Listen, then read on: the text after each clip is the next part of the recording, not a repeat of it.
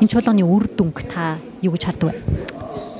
Гарч байгаа үр дүнгийн хувьд бол өнөөдөр би үр дүндээ хүрч ийн гэж харж байна. Өнөөдөр сайхан бэлэг ерөнхий сайд улс үндэстэндээ энэ цэгэр дэлгэцээр дамжуулаад энэ заалан цугларсан байгаа, бодлого тогтоож байгаа манай нийгмийг тодорхой хэмжээнд хөдөлгөх хүчтэй хүмүүсийн хандаад бол өөрийнхөө санал бодлыг хэллээ. Болохгүй байгаа асуудлыг шударгаар хэлж байна.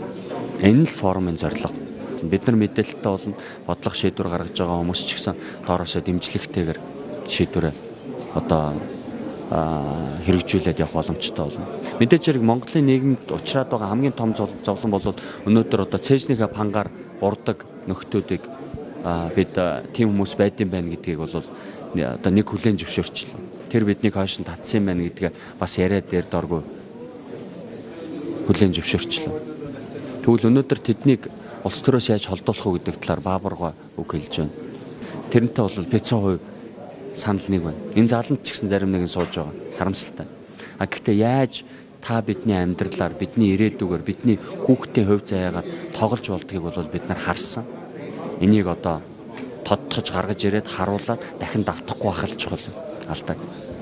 Тэгэхээр энэ жилийн чуулганы гол барьж байгаа сэдэв бол итгэлцэл байгаа тийм ээ. Тэгэхээр яг өнөөгийн байдлаар бол нийт иргэдийн төрдөө итгэх итгэл нь буурчлаа. Гадны хөрөнгө оруулагчдын Монголд итгэх итгэл бас сарнижлаа гэж яриад байна шүү дээ. Тэгэхээр итгэлцэл гэж яг юу юм бэ? Та банкны салбарт олон жил ажилласан хүний хувьд энэ итгэлцлийг бид нар яаж бичүүлэх ёстой юм бэ? Ер нь аливаа хүний харилцаа бол итгэл дээр тулгуурлаж явдаг. Бидэнд хүмүүс мөнгөө барьж ирээд Монголд үлдээчихэд өөрсдөө яваад тав тухтай амьдарч байгаад бүтэн нойртой байж байгаад хурж ирээд нөгөө мөнгөнд бид нар аваач ажиллачаагүй, хураачаагүй байна гэдэг итгэлийг бид нар алдсан.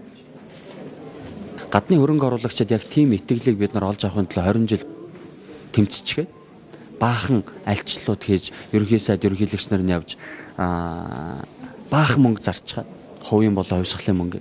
Тэгээд нөгөөдөл нь ороод ирчихсэн чинь бид нар тэр мөнгөний хураагаад боогоод ажлыг явуулахгүй зогсоогоод явуулчих. Тэр хүмүүс чинь цаанаа бас өөрсдөө хүмүүсээс мөнгө гуугаад авцсан байж байгаа. Та нар яагаад ийм тэнэг шийдэл гаргаж яах гэж Монгол хөрөнгө оруулсан гэж тэр хүмүүс чинь ажлаа алдчих. Сайн моол шийдэг чинь шин захирал шүү. Итгэлцэл чинь тийм л байдаг. Тэгэхээр хариуцлага бол дээр дооргүй байх хэрэгтэй.